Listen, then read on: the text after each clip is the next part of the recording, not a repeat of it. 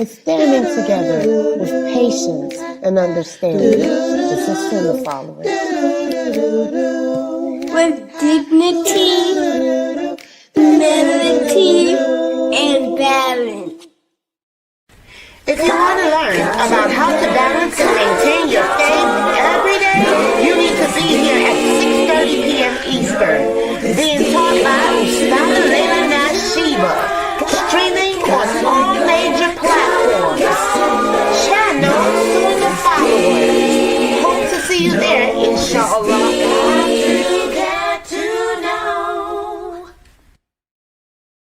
Assalamu alaikum. This is Yusuf and this is Ayub. And if you are benefiting like we are from the classes and the ongoing programming, tuning into the Sunnahfollowers, please donate. Let this be an ongoing sadaqah jariyah on your behalf.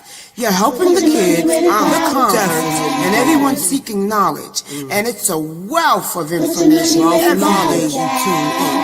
Don't forget, you are being rewarded for your generous donations to keep this programming on air. You know, just like what you're hearing, put your dollar where the dollar's at, right here on Sunnahfollowers. Don't forget, donate right here to Sunnahfollowers and dollars at.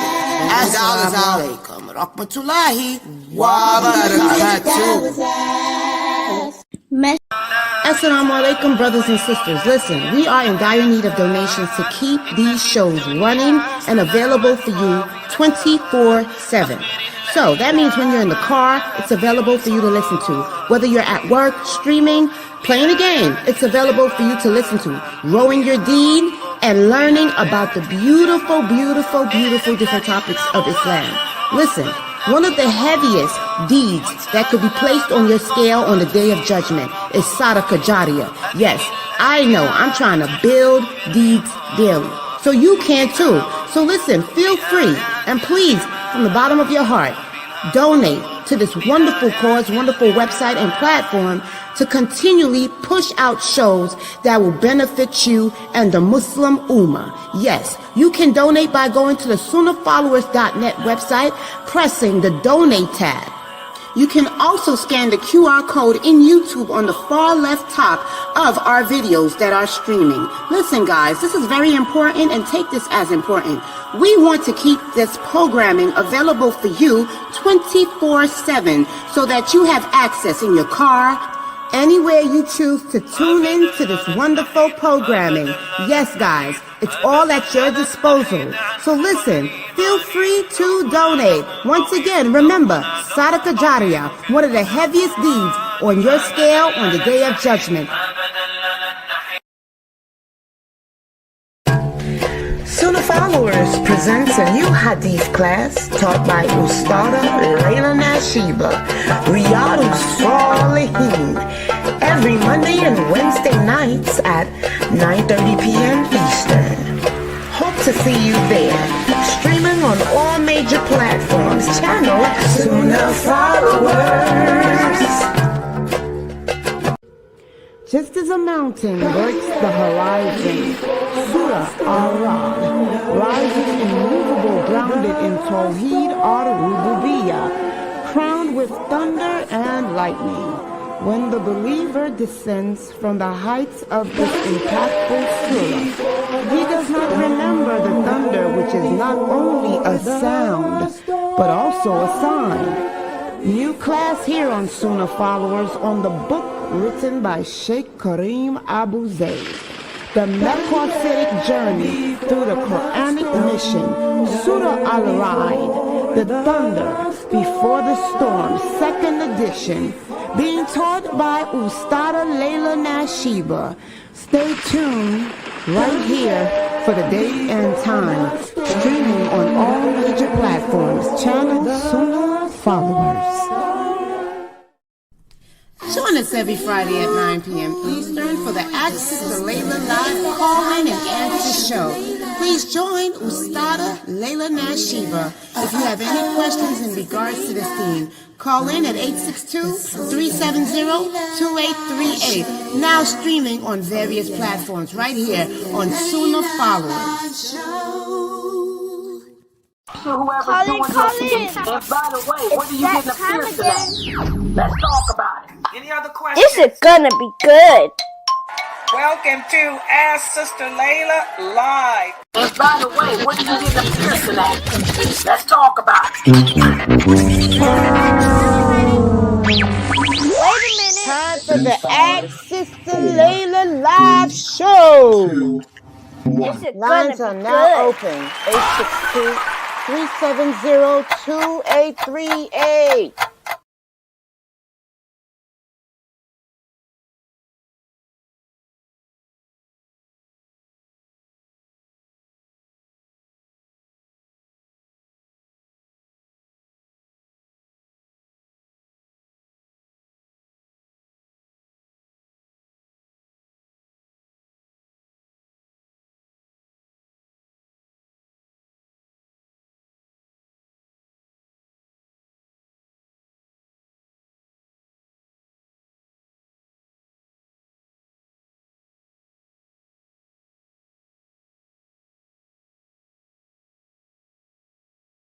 I'm sorry. Let me start over again because I forgot I didn't have the sound on. In alhamdulillah, wa salat wa salam ala wa rasulallah. I'd like to welcome everybody to our Ask Sister Laila live show. And this is where you can come and inshallah ask your questions about Islam. And if you have a question, all you have to do is just type it on the screen. If you're on Facebook, YouTube, Twitter, Twitch, Link Live, Link Kick, just type your question on the screen and inshallah, I'll answer it for you. Also, if you're on Bigo, just simply type your question on the screen and I'll answer it. And again, don't worry. If it's a question that I cannot answer, don't worry, inshallah. I'll be able to call Sheikh Morsi and get your question answered for you. But 9 times out of 10, usually you guys seem to ask the same questions over and over and over again, so don't worry about it. You can start typing your questions now, as a matter of fact, and get them on the screen. Also, let me remind everyone, don't forget on February 7th, I have it on the ticker the thing that's attached to the YouTube channel. On February 7th, inshallah, we'll be having our first seminar, our first online webinar seminar. It's going to be a workshop, a 7-session workshop. It will not be streamed. It's going to be an online seminar hosted by Dr. Ali Shahata of our website. It's a parenting workshop where he's going to focus in on how to raise your teens here in America or in a Western society. Some tips on how to better raise your tweens in a Western society and still give them the Islamic morals and the Islamic Muslim identity, to keep their Muslim identity instilled. And this should be a very good seminar. It's going to be online, so you don't have to worry about getting dressed up, going out in the weather, or dealing with intermingling of the sexes or any of that. It's going to be hosted in our Zoom room. It'll be a private Zoom room. Inshallah, 100 people can attend. The tickets are only $10, and you don't have to worry about the videos will be off, the microphones will be off, except for Dr. Ali's. So you don't have to worry about anyone looking at you or harassing you. There'll be no private chatting or messaging or any of that. All of that nonsense will be off. Totally Islamic.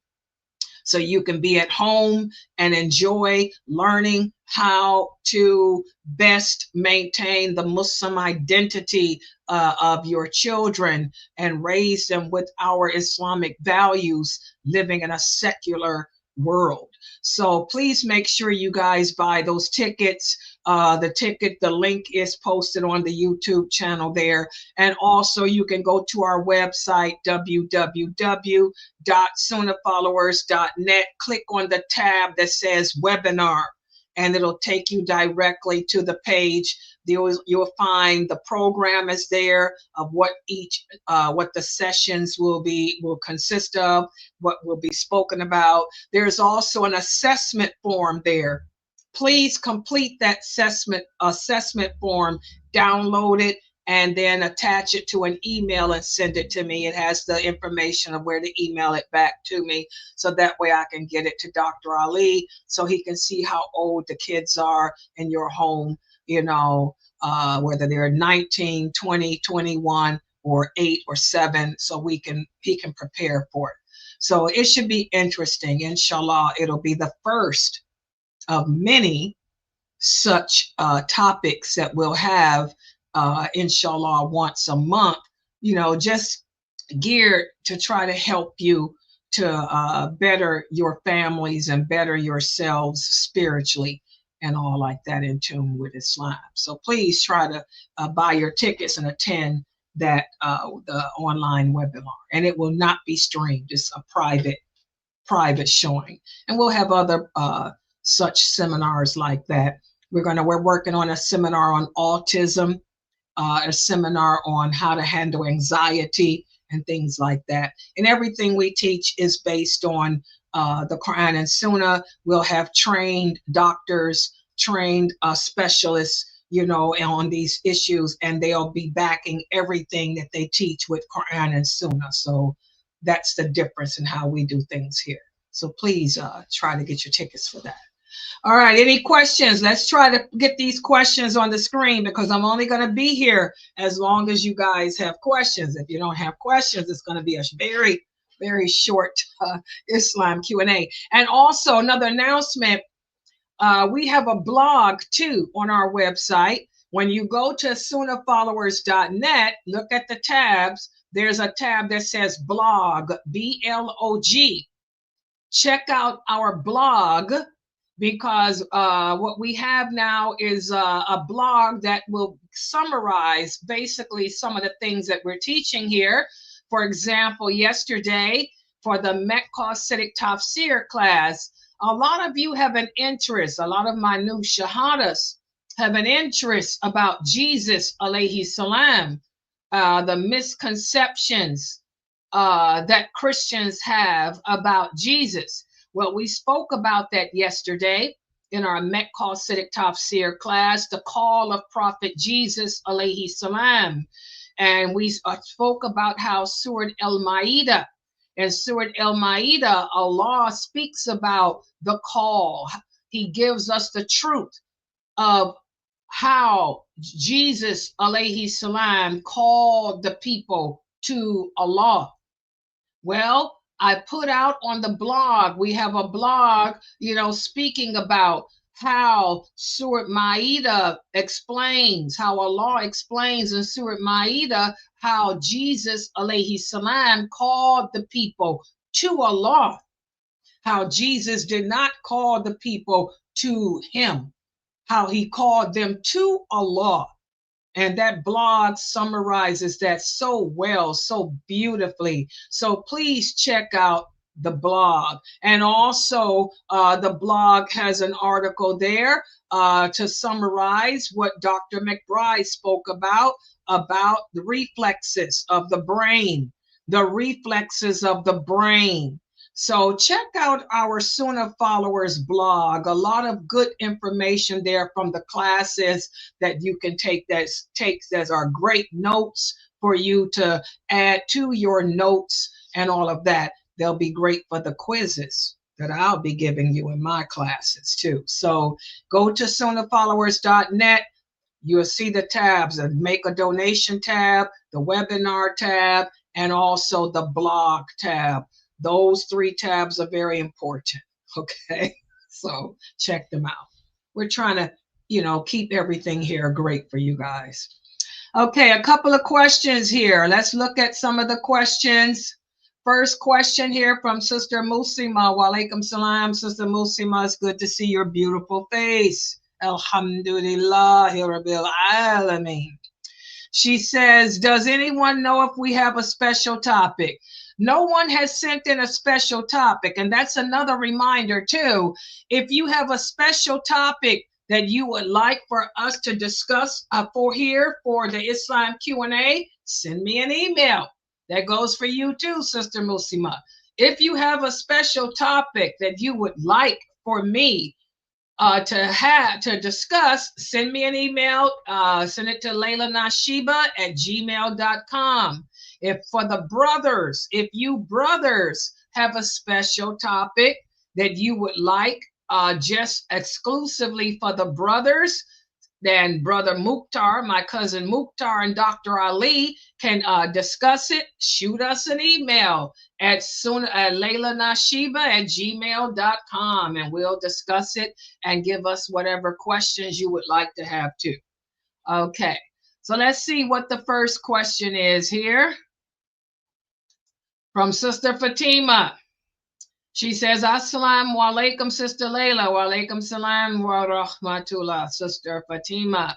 She says, is there a difference between saying Jannah el Firdaus or Jannatul Firdaus?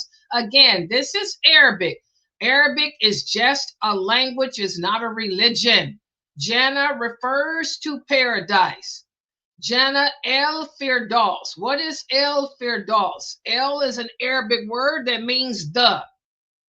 Jannah is paradise. El means the. Firdaus means the highest. Highest. So if you break that sentence down, Jannah, Jannah, paradise. El, the.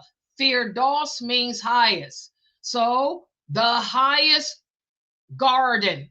Paradise means garden, the highest garden. Okay. When you put tool on it, it makes it plural. The highest gardens. That's all. It's just Arabic grammar. That's all. You're talking about the highest garden or the highest gardens. So it's just a matter of grammar. Like in English, the highest garden or the highest gardens, plural. That's all. Singular or plural. It's a matter of grammar. It's not a matter of religion. It's just language. Language, guys. Language. Okay, next question. Any questions? All right. Yeah, I don't want you guys to get caught up in Arabic. I want y'all to learn Aqidah, Islam. I don't want y'all to get caught up in language, because this is one of the signs of the last hour. People put emphasis on things that are not important. They put emphasis on speaking a language. It doesn't matter how beautiful you speak Arabic, you're going to burn in hell if you don't know what La ilaha illallah means. You're going to burn in hell if you don't have the correct belief system. No one spoke Arabic better than Abu Jahl. No one that's living on earth today spoke Arabic better than Abu Jahl, or Abu Lahab, or any of them, or Abu Talib. But where are those men today? I want y'all to learn Aqidah with me. I don't care about Arabic as a language. I really don't. And I really wish y'all learn English, because if you guys learned English, this stuff wouldn't even matter. Seriously. All right. Any questions about the religion of Islam? Seriously. I make a big deal out of that.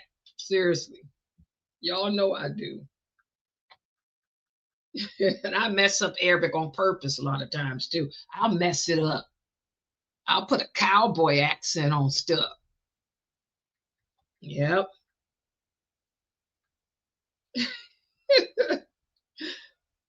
Yeah.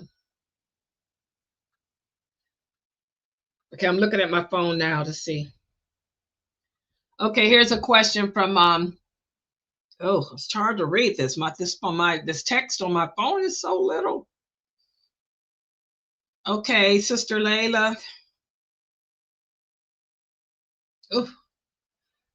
Sister Laila, is it okay?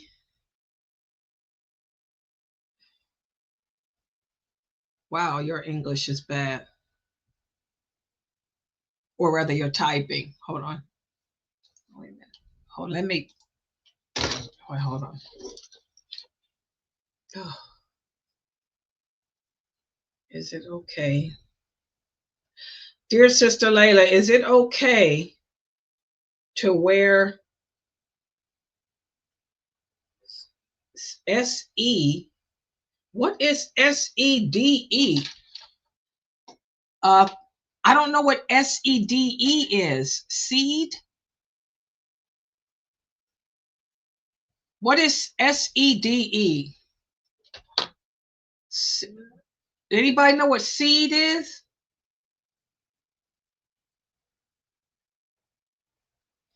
I don't know what seed is. I can't answer this question. I don't know what that is. SEDE. Does anybody know what SEDE is? I don't know what that is, so I can't answer it. I really don't.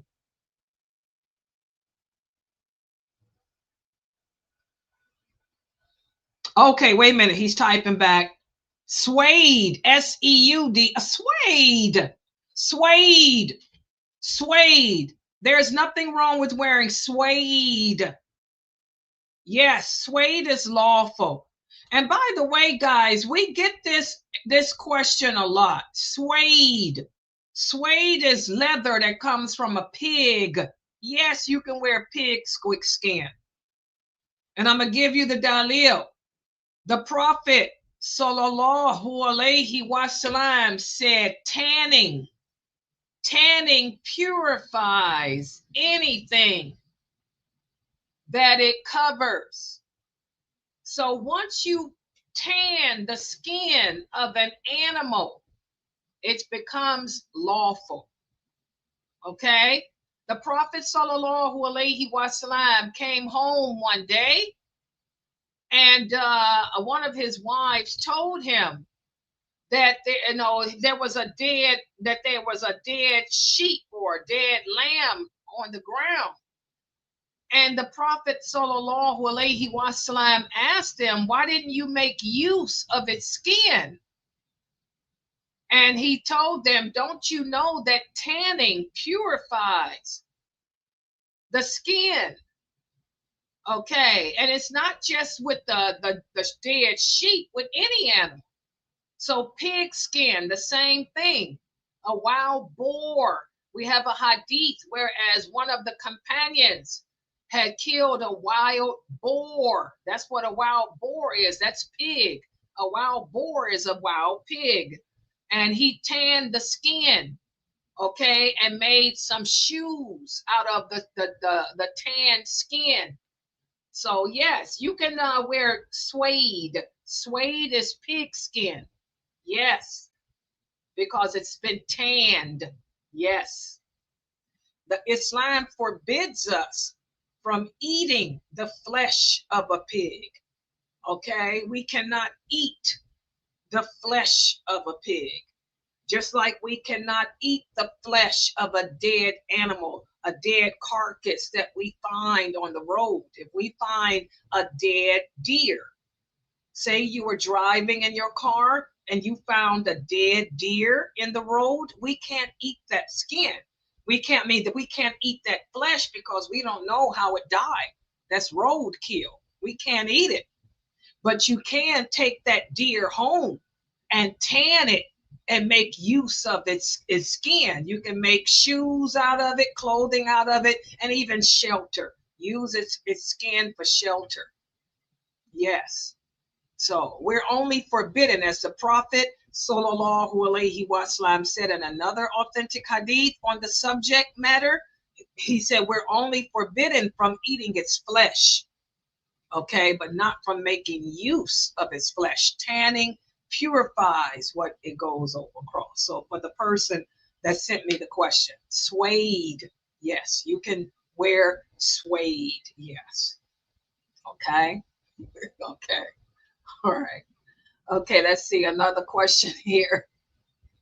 All right. Let's see. Sister Akiz. Wa alaikum salam. My sister Akiz. She said, my son is growing a beard. Nothing really significant. Yeah, that's how it always starts off. She said, my son is growing a beard, but it's uneven. There's areas with very little, yes, and places with longer hair. It looks kind of awkward. Can he shave it and let it grow fuller? He can't shave it, but he can, even it up, trim it to make, if it looks really weird, excuse me, he can, trim it to make it not look crazy. You know what I'm talking about, Aikis? For example, if some of it is long and then this part here is short, he can, trim it to make it look, even it up. But he can't shave it off. No. No. He can't shave it off, but he can, trim it to make it look, look nicer, even it up. But no, he don't shave it. No, don't shave it. And Allah knows best. And that's the answer that I heard Sheikh Morsi give to one of the youth. That's the answer that I remember Sheikh Morsi was asked that question to one of the youth. And in fact, it was Brother Malik. I remember when Brother Malik was a young lad here, and his beard was growing. Brother Malik was like 16 or 17, and his beard was all uneven and crazy. I remember Sheikh Morsi told him, don't shave it, but you can, even it up, but don't shave it. Yes. But that's the awkward stage that little boys, young men rather, go through when it's first growing. And Allah knows best. Okay. And here's another question from Sister Musima. She said, if a person is sick and lost their hair, can they wear fake hair? No. We have a hadith. This happened. Remember, I told you guys that one of the things that Aisha radiallahu anha used to do, she loved to do hair. Aisha radiallahu anha, she was a young girl, and she loved to prepare the women's hair when the women got married. She loved to do hair. She used to read different hadiths of how Aisha radiallahu anha used to do the prophet's hair. Well, she used to also do the women's hair when they got married. So one day a woman came and she said to the Prophet, sallallahu alaihi wasallam, she said, "Oh, Prophet of Allah, my daughter's getting married, but her hair is falling out." Because, Aisha radiallahu anha would do people's hair when they got married. She said, my daughter's hair is falling out. So can I get a wig for her? Can I put fake hair in? Because they used to, put strings in. They used to lengthen the women's hair artificially by using string and yarn and grass like women do today. Or they would put a wig on. And the Prophet sallallahu alaihi wasallam said no. He said any woman or man, because men would do it too, who lengthens their hair artificially has the curse of Allah on them, because this is changing the creation of Allah. And the woman said, even though she's getting married, he said, even though she's getting married, no, she cannot use fake hair. She cannot put a wig on. She cannot lengthen it artificially. And he told Aisha radiallahu anha that too, because he said, and Allah not only will curse you for getting it done, he looked at Aisha and said, Allah will curse the one who does it too, the one who pays to get it done and the one who does it. Because Aisha radiallahu anha loved to do hair, and she would do the hair for the women, especially the young girls when they got married. So no, if a person has cancer or any other disease and is losing their hair, no, you cannot use fake hair. Just Allah has blessed us with beautiful khimars and beautiful hijabs and beautiful caps. You know, just fall in love with your khimar, fall in love with hijabs and caps that we can wear on our hair and still our head and still look beautiful and fashionable. We can look beautiful and fashionable in our khimars and hijabs and caps and stuff like that. And Allah knows best. Some of us look better with a hijab on than with it off, to be honest. Alhamdulillah. Yes.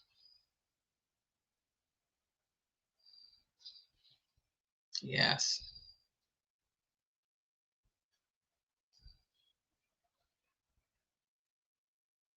Okay, here's another person text me on here. Okay, I see it. I'm coming at it now. Give me a second. Hold on.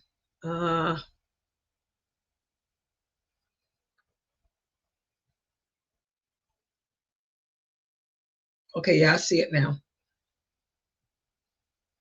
This person wants to know, this person says, Sister Laila, I went out to dinner with a couple of Muslim sisters and I ordered a steak. And when my steak was brought to me, they told me that I could not eat it. It was haram. And I told them that lawful is the people of the book, their meat. They said, yes, their meat is lawful, but my meat was not lawful because I had blood running out of it. And they said that Islam forbids us to eat blood. And they told me the verse of the Quran. Why is it that I could not eat my steak?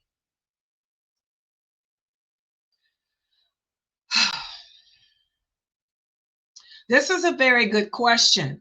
And I'm going to tell you, the answer is simple. This is what happens when we read the Quran and we think that we understand the meaning. We have to remember, guys, that we cannot teach ourselves this religion. Just because we read the verses of the Quran doesn't mean that we understand what we're reading. As the Prophet Muhammad sallallahu alaihi wasallam said, you will never understand the Quran until you learn the hadiths. The hadiths are the explanation of the Quran. Let me write this, for this person wants to know my name. Okay. Did I type it? Okay. The hadiths are the explanation of the Quran. You have to understand how the Prophet Muhammad sallallahu alaihi wasallam explained the verses of the Quran. Yes, it's true. As Muslims, we are forbidden from eating blood. But what does that verse say? I want someone to do me a favor. Fame, are you here? Because you're usually quick on it. Can you go to the verse of Surah Ma'idah that says forbidden for you is flowing blood? I think that's what it says. Can you pull it up and read it for me? I think it's verse number 5 or something. Is Fame here? I don't even know if she's here. I'm calling her name and don't even know if she's here. Who's here in my Zoom room? I'm going to have to probably do it myself. Hold on.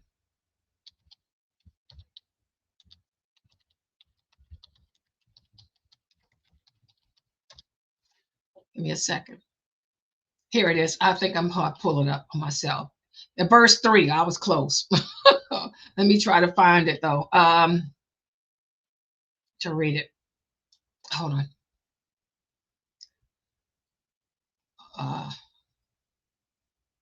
This is what the verse, the English transliteration of the meaning says. It says, Forbidden to you are dead animals, blood, the flesh of swine, and that which has been dedicated to other than Allah, and those animals killed by strangling or by a violent blow. Okay, we can stop right there. But the first part says, forbidden to you for food are dead meat, blood, and the flesh of swine. Let's just stop there. This is Yusuf Ali's transliteration of the meaning. Forbidden to you for food are dead meat, blood, and the flesh of swine. Now, when you read that, it does say dead meat and blood. But the question is, what kind of blood? That's all it's telling you, is blood. Now, this is where the hadith comes in. When you read the explanation of the meaning, which is from the authentic hadith, as Ibn Abbas, may Allah be pleased with him, tells us, what's the source? Sahih Muslim and Sahih Bukhari. And I think it's in Muwatta too. The Prophet Muhammad sallallahu alaihi wasallam explained to us that when Allah mentions forbidden for you is blood, he's talking about blood that comes from a living vein. A living vein. Now, Allah doesn't mention that in the Quran. You have to know the hadiths. A living vein is a heart that is living and pumping blood. So it's forbidden for us to drink blood from an animal that is living with a beating, pumping heart. For example, there are some people who drink the blood of a cow. Did y'all know that? Yes, there are a lot of people who will go to a cow, tap a hole in it, and drink its blood. We can't do that. There were some Arabs that used to do that too. Did y'all know that?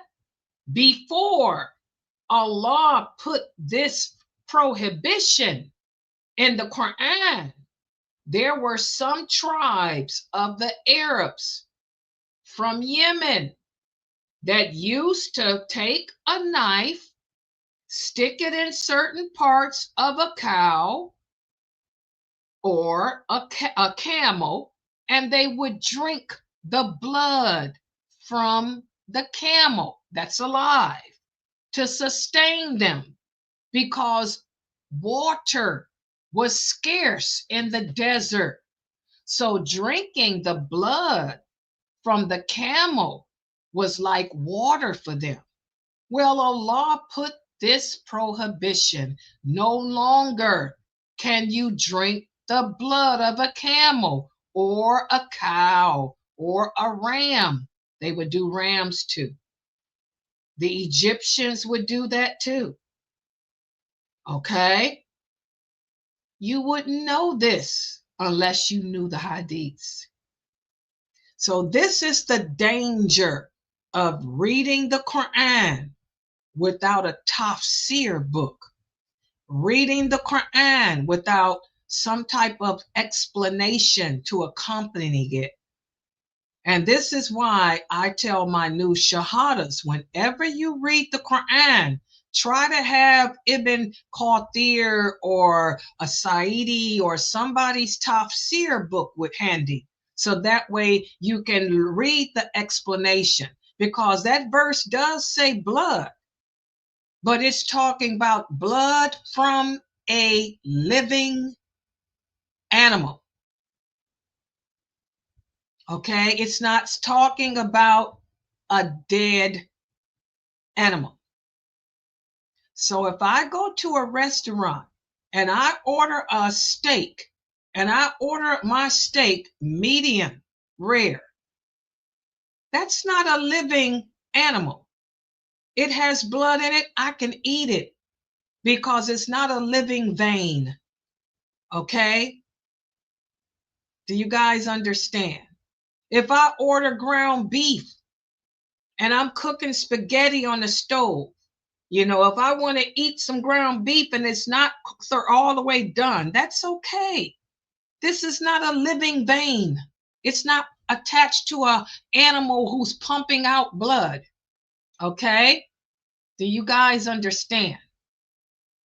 Because before the Prophet Muhammad sallallahu alaihi wasallam received the call to prophethood, some of the Arabs used to drink from the camel and cattle, any cattle animal, such as a camel, a cow, a ram, their blood, because they were in the desert where water was scarce.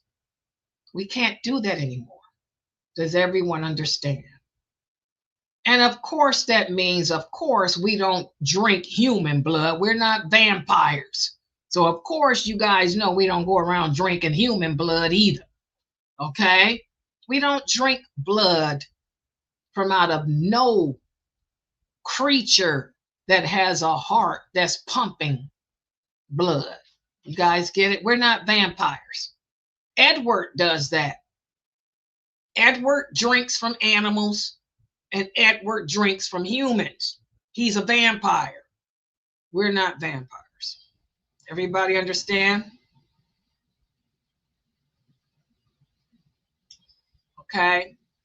So order your steak medium rare and enjoy it, because the animal is dead. It's not attached to a beating heart that's pumping blood. We have to learn these hadiths. And this is one of the signs of the last hour. These are the days of fitan that our Prophet sallallahu alaihi wasallam spoke about. The hadiths will become non-existent for many people. We won't learn them. We won't know them. We'll abandon them. We'll learn Arabic. That's why I'm a stickler for these hadiths, and I don't want to hear about this Arabic. We'll be so concerned with learning how to speak Arabic, but we won't know anything about the sunnah. See it? It's happening. All right. You understand? I hope my answer to that question was clear.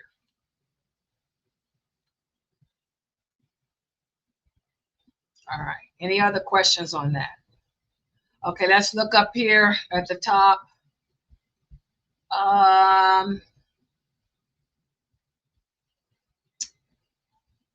Can we eat seafood? Can we eat seafood? This is a common question that we get too, because there are certain sets and groups of people, like the Shiites. How many of you have heard Muslims tell you that, oh, astaghfirullah, not only is it haram to eat a steak with blood in it, but it's haram to eat crabs. How many of you have been told that? Astaghfirullah, sister, you can't eat crab. Oh, astaghfirullah, you can't eat lobster. Oh, astaghfirullah, you can't eat shrimp. Oh, astaghfirullah, you can't eat a scampi. Oh, you can't eat a clam. Who told you this? All of those animals are lawful. You can eat as much shrimp, as much scampi, as much clams as you want. Where's my evidence? Allah himself, he says, anything and everything that comes from the sea is good and clean. including its dead. We can eat anything that comes from the sea, including its dead. Not only can I eat shrimp, not only can I eat clams, but I can eat dead fish. I can eat a dead whale. I can eat a dead shark. I can eat a dead lobster. If mermaids existed, I could eat a mermaid. That's how you know mermaids don't exist. Because if they did exist, we would eat them up. Anything that comes from the sea is lawful to eat. Allah says that in the Quran. Okay? So, the Shiites will tell you that it's haram, but the Shiites have their own Quran. Remember that.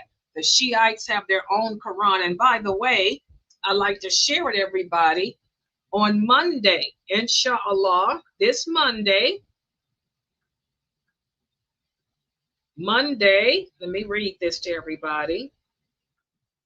At 8:30 p.m. Eastern Standard Time, we're going to have a special lecture on Monday entitled The Truth About the Shiite. The truth about the Shiite doctrine between the Quran and the Sunnah. A critical, scholarly, and documented study. This will be a special lecture Monday at 8:30 p.m. It will be taught by Dr. Ibrahim Dramali. So you're going to find that there's a lot of things that the Shiites say that's not true because, well, there's one group of Shiites that do follow the Sunnah, but the other sets of Shiites do not. And they have their own Quran that is totally different than ours. Okay, so we have to stop listening to the Shiite because they have their own beliefs, they have their own Quran, they have their own hadiths, and they don't believe in Bukhari, Muslim, or any of that. Okay, you can eat crab, you can eat shark, you can eat anything that comes from the ocean. If it comes from the sea, it's lawful to eat, including the Loch Ness Monster. If you can catch the Loch Ness Monster, she's lawful for you to eat. And Allah knows best. Okay? All right. Let's see what else we got here.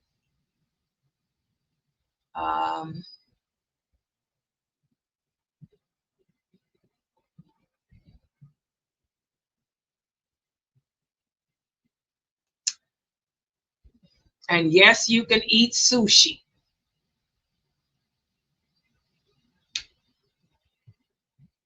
Okay.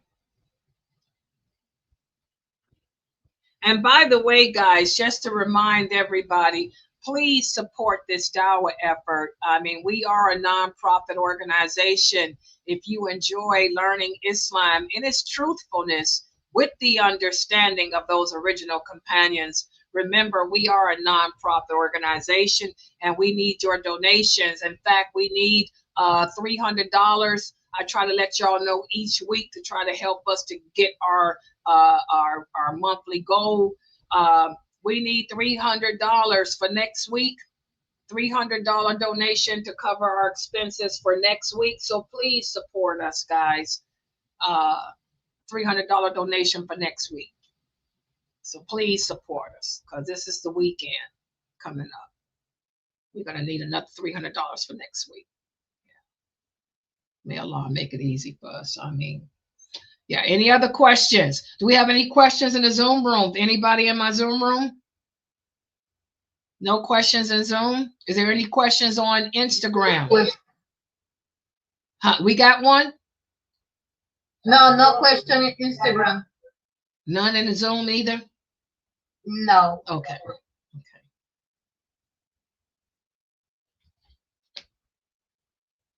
Oh, let me check with these people too. I forgot.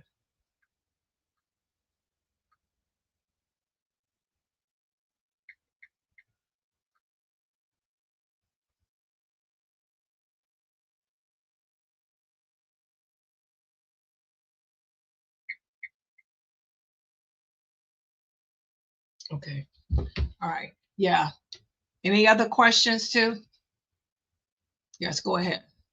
Yes, you can eat the eel. Yes, the sea snakes, they call them, they're eels. They call them sea snakes, dolphins. Yes, anything that comes from the sea. Dolphins live in the sea. So yes, you can eat a dolphin. Yes, you can eat an eel. Anything that lives in the sea.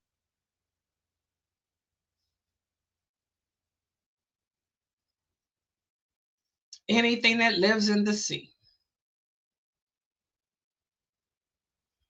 Exactly. It's real simple. Yeah, Islam, like the sister here is just typed here. Islam is so easy and so simple. Yeah, Muslims, we make it eat hard on ourselves. Exactly.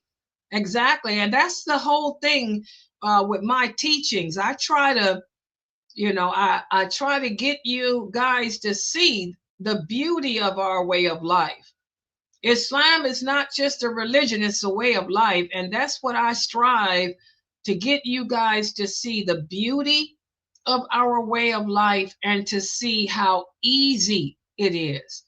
We make it hard on ourselves because of our ignorance, because we don't know our religion or we don't understand it correctly. We make it hard by saying, oh, instead of saying we don't know something, we'll say it's haram. That's how we are. And rather than say, I don't know, we'll just say it's haram. Or rather than say, I don't understand, we'll say it's haram.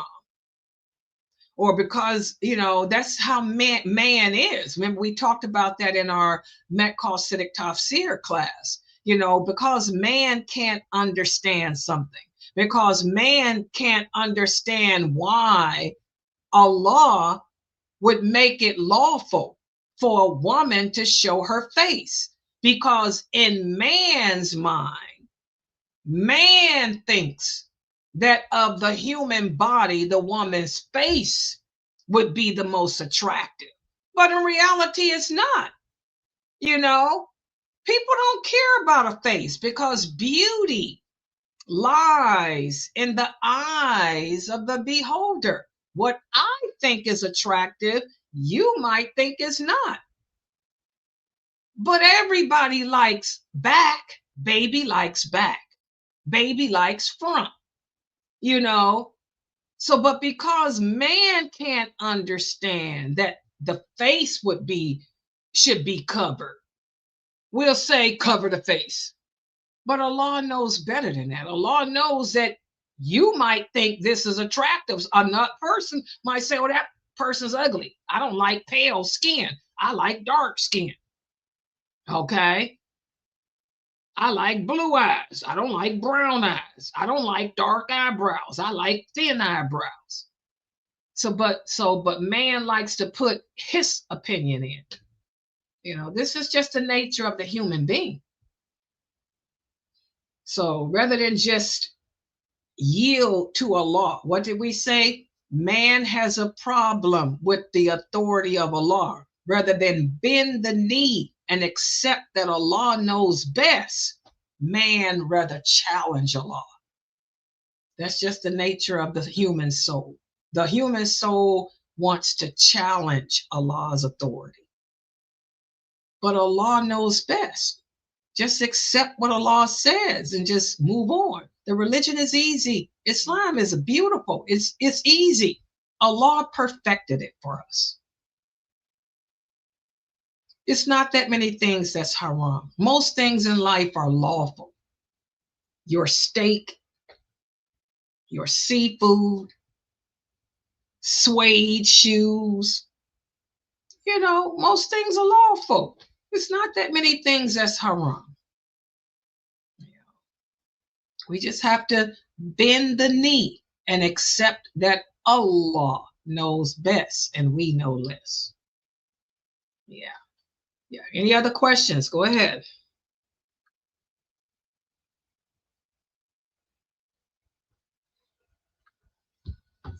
Yeah. Oh, wait a minute. Hold on. Let me see. I didn't see it. She said I skipped her question. Oh, are you in a different platform? I can't see it. Okay.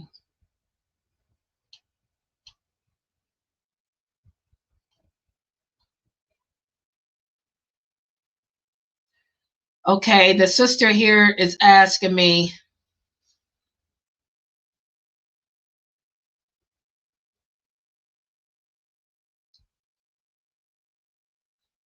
okay, this sister here is asking me about taking out a loan. This is like the third question I got about this week. She said, I know that riba is haram, but I know that sometimes we find ourselves in a situation where we have no choice. What do we do then? Well, you know, if you're in a situation where you have no choice, then you know you have no choice, then you're supposed to hate it. And then let's look at the example. And we talk about this all the time. For example, the car situation. That's the situation most of us find ourselves in, a car. A car is a necessity. You have to have a car to get around. If without a car, you can't go to work. If you can't go to work, you can't provide for your family. If you can't provide for your family, there's no rent, no home, no food. A car is a necessity. Public transportation is dangerous. Ubering is expensive. The money you pay on Uber is money that could have went for a car. Okay? So that's a situation where sometimes you might have no choice. Okay? Leasing is an option, but in order to lease a car, you have to have a 700 or a 50 or higher credit score. If you don't have a 700 or 50 higher credit score, you can forget about leasing. So you might find yourself in a situation where you have to take out a loan for a car. So what do? You hate the fact that you have to do it with a passion, which most people do. Nobody likes taking out a loan for anything. Okay? And then you get the least amount. You don't go and get you no BMW. You don't get you no Cadillac. You don't get no Audi. You get with the least amount, a good car that's reliable that you can afford. Okay? And just take out a loan for a decent car that's going to get you around, that's not going to break down, a reliable car, a Honda or a Toyota or something that's going to get you around, that's not going to break down. Or you know, a Hyundai. Yeah, Hyundais are good. An Acura or Hyundais, those are good cars that get you around and don't break down. Okay? And get the least expensive one that's big enough for you and your family. And you have no choice. Okay? And pay it off. Pay the bill. It happens. You got to take care of your family. You got to get your family around. It happens. You have to do what you have to do, brother. Because without a car, how are you going to get to work? Public transportation is dangerous. Come on, we all know. Ain't nobody crazy. This is America. And if you're late for work, you might be late. You get late for work, they're going to fire you. Come on, we know. You got to get a car. But just don't go get no Mercedes, no BMW, no Cadillac, no Buick, whatever. You get what you can afford. That's decent. That's going to get you and your family around. I mean, not Buick, I meant Lincoln or whatever it is. I don't know what kind of cars, those luxury cars that brothers like to drive. You know what you men like. A nice family car to get you started. Exactly. And Allah will, inshallah, Allah will absolve you. Exactly. Allah will absolve you of the sin, brother. Don't beat yourself up over it. You have no choice. You got to take care of your wife and kids.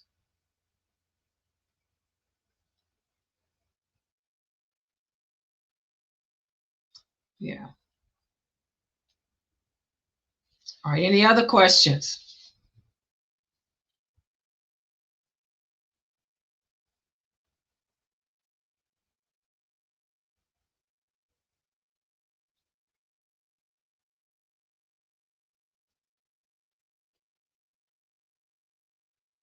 Exactly. Yes, brother.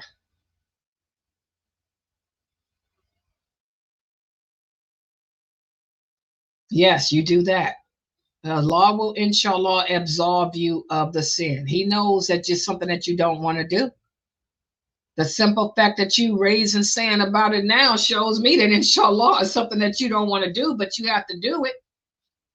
Like your wife is telling you. Your wife is telling you right. It's something that you have to do. You got to work and take care of those kids you got.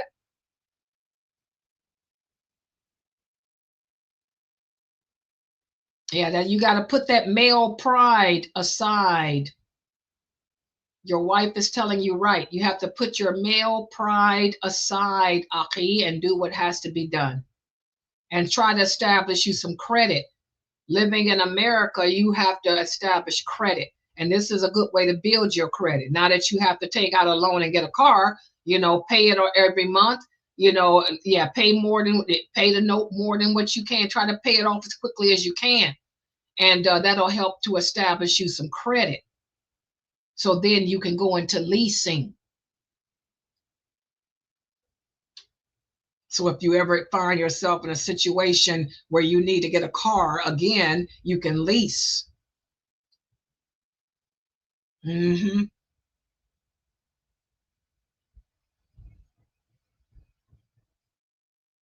Right. Yes, guys, if you go to the www.sunnahfollowers.net, you guys will see that there's a donate tab too.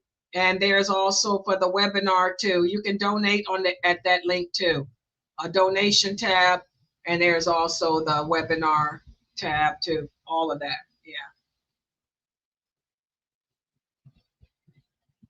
Yeah, you have to have credit. We live in a world today where you have to have credit. So you have to establish credit. Paying cash for everything is good, brother, but you got to have credit nowadays too. Without credit, you can't do anything. You have to have credit. Your wife is telling you right. You have to build up credit. Cash ain't nothing without credit.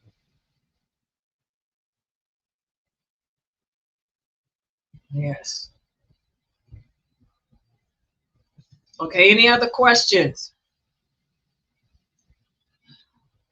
Okay, let me remind everybody too that tomorrow is Saturday. And so Saturday we have what class? My 6:30 class will be tomorrow. And also Dr. Dramali will have his 8 o'clock class. And also tomorrow we have the Mekosidic Tafsir of Surat Arad, the thunder before the storm. So please make sure that everybody is here for the classes tomorrow. And please check out the shorts. I put a bunch of shorts out this week, guys. Go to the YouTube channel, click on the tab that says shorts. Look at the shorts I put out. And also last week's Islam Q&A. I did put out the shorts from last week's Q&A. So they're on there too. So for the sisters that asked me for last week's Q&A, they're on there. They didn't get that many views. They're the ones with only 40 something views. I don't know if y'all saw them. They're on there, but they're on there. My Q&A from last week, they only got 40 something views. I have on the black hijab. They're on there too. Yes. You were looking for the answer I gave to those brothers. It's there. Yeah. It's so many. I put out so many shorts. Yeah, just look through it. It's on there. Yeah, inshallah. Okay, guys. So please check out the website. Go to www.sunnahfollowers.net. Check out the blog. The tab that says blog, look at the summary of Dr. McBride's class, my class. Also, check out the webinar. Please get your tickets. The brothers are invited to that webinar too. Like I said, you don't have to worry about free mixing because it's online. It's going to be taught by Dr. Ali Shahada. No video cameras will be on. No microphones will be on except Dr. Ali's. No private messaging, no private chatting. So you ain't got to worry about that. You can be right at in your home listening to the seminar, you know, his talk. If you have a question, you'll be able to raise your hand and he'll give you the mic so you can ask your question to him and he'll take that mic back from you. So, I mean, everything's done by the Quran and Sunnah. You ain't got to worry about the fitna that goes on at these conferences happening because you'll be at your house, you know. So buy your tickets for that seminar. It's going to be nice. It's a 7-session. The agenda, the schedule is there. Complete that assessment and email it to me too so I can shoot it back to him. Yeah. And so check out the links there. All right, guys, this was a good Q&A. Inshallah, I'll try to have my answers to this Q&A out by tomorrow too. So make sure y'all look for the answers to this. And inshallah, I'll see everybody tomorrow. Subhanaka Allahumma wa bihamdika, ashhadu an la ilaha illa anta, astaghfiruka wa atubu ilayk. Everybody have a good night. Assalamu alaikum wa rahmatullah.